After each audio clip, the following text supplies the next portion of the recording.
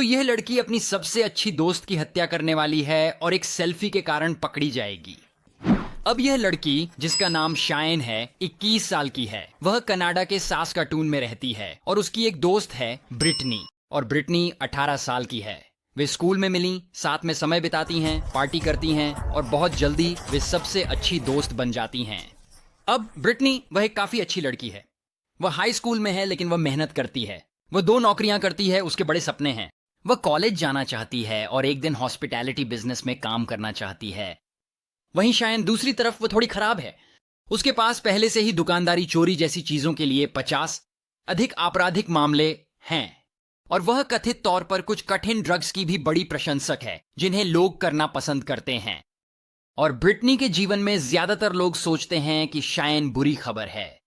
फिर भी ब्रिटनी अपनी दोस्त का बचाव करती है, वह उसकी रक्षा करती है। वह कहती है, नहीं, वह एक अच्छी इंसान है, तुम उसे नहीं जानते। लेकिन एक रात उनकी दोस्ती पूरी तरह से गलत हो जाती है, क्योंकि ब्रिटनी और शायन वे बाहर जाने और थोड़ा पीने की योजना बनाती हैं, जो वे अक्सर करती हैं। तो वे तैयार हो जाती हैं, अपने बाल और मेकअप या जो भी, और जब वे जाने के लिए तैयार होती हैं तो वे एक साथ एक सेल्फी लेती हैं। ये सेल्फी, यहां ब्रिटनी है और शायन यहां है, और जैसे ही ब्रिटनी इसे अपने फेसबुक पेज पर पोस्ट कर देती है और फिर वे निकलते हैं और एक बार में पहुंच जाते हैं और वे वहां थोड़ा पीते हैं और अच्छा समय बिताते हैं। फिर वे एक घर की पार्टी में पहुंच जाते हैं और वहां थोड़ा पीते हैं और वे कुछ ड्रग्स भी लेते हैं, क्योंकि मुझे लगता है कि वे आज रात थोड़ा ज्यादा कर रहे हैं। लेकिन जो भी हो, वे अच्छा समय बिता रहे हैं। फिर लगभग 4:30 बजे सुबह होते होते वे इस समय तक पूरी रात बाहर रहे हैं और बर्बाद हो चुके हैं, और वे मैकडॉनल्ड्स पहुंच जाते हैं और दोनों ही खराब हालत में हैं और थोड़े आक्रामक हैं, इधर उधर लड़खड़ाते हुए, और वे पार्किंग लॉट में हैं। और मैं शायद शायन किसी को कॉल करने की कोशिश कर रही है जिसे उसे नहीं करना चाहिए। जैसे, मुझे नहीं पता, हमारे पास इस हिस्से के बारे में वास्तव में कोई विवरण नहीं है, लेकिन किसी कारणवश ब्रिटनी शायन का फोन उससे ले लेती है। शायद वह बस मजाक कर रही थी, शायद यह बस एक मजाक था, शायद वह बुरी थी।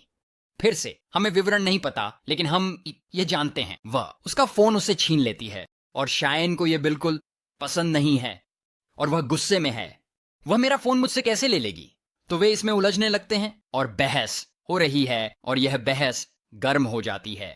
वास्तव में यह इतनी गर्म हो जाती है कि अंततः शायन बस टूट जाती है और बूम, वह ब्रिटनी को मारती है, और फिर बूम, वह उसे बार बार मारती है और उस पर हावी हो जाती है।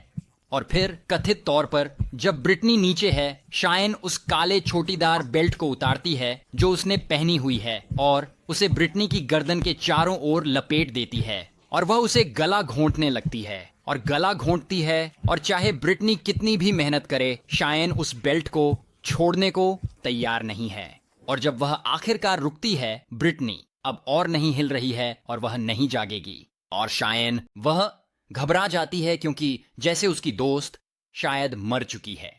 और मुझे लगता है कि उस समय वह बेहोश ब्रिटनी को कार में डालती है और फिर वह अंदर बैठती है और वहां से तेजी से निकल जाती है। अब इस समय वह अपनी दोस्त को अस्पताल ले जाकर उसे चिकित्सा सहायता दिला सकती थी, लेकिन वह ऐसा नहीं करती। इसके बजाय वह अपनी आंटी के पास जाती है, आंटी का घर, और मुझे लगता है कि वह अपनी आंटी के पास जाती है और वह अभी भी पूरी तरह से नशे में है। वैसे वह अपनी आंटी के पास जाती है और कहती है, मैंने अपनी दोस्त को पीटा और उसे गला घोंट दिया, और अब वह किसी कारण से जाग नहीं रही है। और आंटी वह कार में देखती है और उसे ब्रिटनी पूरी तरह से चोटिल और खिड़की के खिलाफ झुकी हुई नजर आती है, और आंटी इस सब में कोई हिस्सा ही लेना चाहती। वह कहती है, नहीं, तुम्हें यहां से जाना होगा, जिसके लिए मैं उसे दोष नहीं देती। जैसे, हाँ, तुम एक बेहोश शरीर को मेरे घर लाती हो, जैसे, नहीं, तुम्हें यहां से निकलना होगा। लेकिन खैर, तो शायन चली जाती है। अब यहां एक और मौका है जहां शायन अपनी दोस्त को अस्पताल ले जाकर उसे चिकित्सा सहायता दिला सकती थी, लेकिन फिर भी वह ऐसा नहीं करती। इसके बजाय वह शहर के किनारे एक लैंडफिल के पास ड्राइव करती है और वह ब्रिटनी को सड़क के किनारे फेंक देती है और वह उसे वहां छोड़ देती है। और फिर मुझे लगता है कि वह घर जाती है और बस बेहोश हो जाती है। अगले दिन शायन जागती है और वह कहती है कि उसे पिछले रात क्या हुआ ये याद नहीं है और कि यह पूरी तरह से एक ब्लैकआउट है। बिल्कुल शायन, लेकिन वह निश्चित रूप से यह नोटिस करती है कि उसके पास फोन नहीं है, क्योंकि वह फेसबुक पर जाती है और ब्रिटनी के पेज पर जाती है और अपनी दीवार पर पोस्ट करती है, जैसे, आशा है कि तुम सुरक्षित घर पहुंच गई, मुझे अपना फोन चाहिए। अब स्पष्ट है कि ब्रिटनी सुरक्षित घर नहीं पहुंची क्योंकि शायन ने उसे सड़क के किनारे फेंक दिया। वास्तव में जबकि शायन घर पर बेहोश थी, कोई आया और ब्रिटनी का शरीर एक खाई में पड़ा हुआ पाया और इस समय तक वह पूरी तरह से बेहोश है। और जैसा कि आप अनुमान लगा सकते हैं, वह अंततः नहीं बनता और इसलिए अब पुलिस को शामिल होना पड़ेगा क्योंकि एक अनजान शव एक खाई में पड़ा है।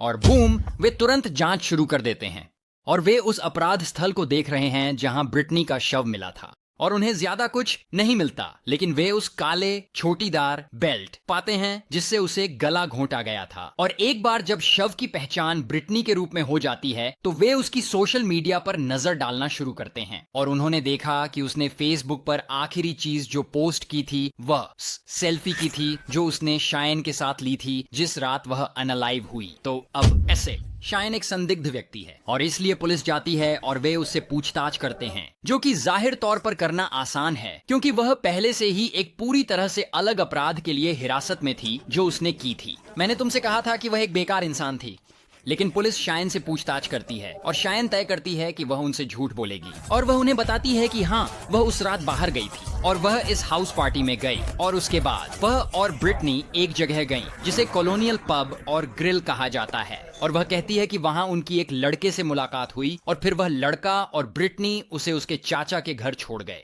मुझे नहीं पता, ये एक बेकार बहाना है। तो फिर पुलिस कॉलोनियल पब और ग्रिल की जांच करने जाती है और वे उस रात का निगरानी फुटेज देखते हैं और वहां शायन या ब्रिटनी के होने का कोई संकेत नहीं है। इसके अलावा पुलिस को पता चलता है कि शायन उस रात अपने चाचा के पास कभी नहीं गई। तो अब उन्होंने उसे कुछ झूठों में पकड़ लिया है और उनके लिए वह संदिग्ध लगने लगी है।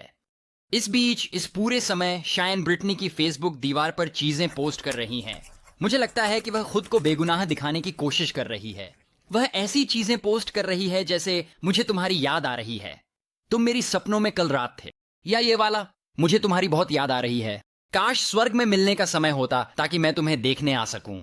अब उसके लिए दुर्भाग्यवश यह काम नहीं करने वाला है क्योंकि अफवाहें पहले से ही फैलने लगी हैं। क्योंकि याद रखें, शायन की चाची ने उन्हें उस रात देखा था। उसने शायन को ब्रिटनी के शव के साथ कार में देखा और इस तरह अफवाहें फैलने लगती हैं और यह बात ब्रिटनी के परिवार तक पहुंच जाती है कि शायन की चाची ने उन्हें उस रात देखा था जब हत्या हुई थी और कि शायन रात के बीच में आई, घबराई हुई, यह दावा करते हुए कि उसने अपनी दोस्त को चोट पहुंचाई।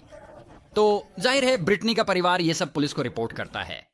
तो अब पुलिस शायन के प्रति और भी संदेह में है, लेकिन दुर्भाग्यवश वे उसे गिरफ्तार नहीं कर सकते क्योंकि उनके पास बस पर्याप्त सबूत नहीं हैं। जब तक 2 साल बीत नहीं जाते और जासूस इस मामले पर काम कर रहे होते हैं और वे अभी भी इसे सुलझा नहीं पाते। अब वे काफी निश्चित हैं कि शायन इसमें शामिल है, लेकिन वे उसे सीधे अपराध से नहीं जोड़ पा रहे हैं, उस तरह से नहीं जो उसे अभियोजित करने के लिए पर्याप्त हो। लेकिन फिर एक जासूस सभी सबूतों को फिर से देख रहा होता है और उन्हें उस सेल्फी का सामना करना पड़ता है जो लड़कियों ने उस रात ली थी और वे इसे आखिरी बार देखते हैं और तभी वे आखिरकार से देखते हैं।